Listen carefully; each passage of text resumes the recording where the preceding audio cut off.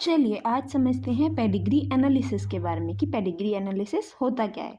तो सबसे पहले मैं आपको बताती हूँ पेडिग्री एनालिसिस में क्या होता है। हम किसी एक पर्टिकुलर ट्रेट को लेते हैं, कोई एक पर्टिकुलर फिनोटाइप हो सकता है या फिर जीनोटाइप हो सकता है, जिसकी वजह से फर्दर आगे जनरेशन्स में वो पास आउट हो रहा है या नहीं हो रहा है, हम इसके बारे में देखते हैं कुछ जनरेशन्स में। जैसे कि अगर हम बात करें, मैं अपनी बात करूँ तो मैं ये कह सकती हूँ मेरे ग्रैंड पेरेंट्स, फिर उनसे मेरे पेरेंट्स में, फिर मुझ में, या फर्दर आगे जो जनरेशन्स आएगी उनमें कोई एक पर्टिकुलर ऐसा ट्रेट है जो आगे ट्रांसमिट हो रहा है या नहीं, इसके बारे में हम पेडिग्री एनालिसिस से पता करते हैं। इसमें बेसिकली क्या होता है, इसमें कुछ सिंबल्स का हम यूज़ करते हैं और एक पर्टिकुलर ट्रेट के लिए, एक पर्टिकुलर फिनोटाइप या फिर जीनोटाइप के लिए हम उसका एनालिसिस करते हैं। हम उसका एक पेडिग्री एनालिसिस के लिए क्या करते हैं, सबसे पहले एक चार्ट बनाते हैं पेडिग्री का, जिसमें क्या होता है कुछ सिंबल्स यूज़ करते हैं। अब सिंबल्स की अगर बात करें तो सबसे पहले हम स्क्वायर सिंबल यूज़ करते हैं मेल के लिए, सर्कल यूज़ करते हैं हम फीमेल के लिए।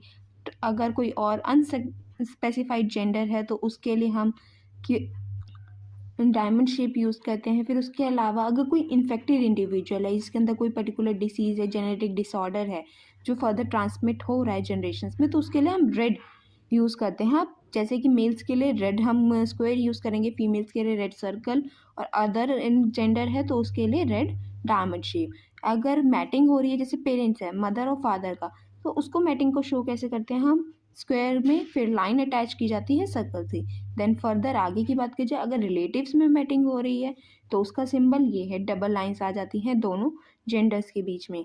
फर्दर अब पेरेंट्स और जब उसके चिल्ड्रंस हैं उनको कैसे हम डिटरमाइन करेंगे, उनको डिटरमाइन करने का या फिर उनको रिप्रेजेंट करने का तरीका ये है कि स्क्वायर बनाया, लाइन अटैच करी सर्कल से, देन फर्दर एक फ्लो चार्ट डाउन टवर्ड बनाया, जिसमें फर्स्ट हम क्या करते हैं लेफ़्ट टू राइट जाते हैं। जैसे फर्स्ट चाइल्ड अगर गर्ल है, जो कि आप देख सकते हैं 4.13 में, कि अगर फर्स्ट चाइल्ड गर्ल है तो क्या पहले सर्कल आया, देन उसके बाद राइट की तरफ मूव करते जाएंगे जैसे जैसे जो जो जेंडर्स आते जाएंगे।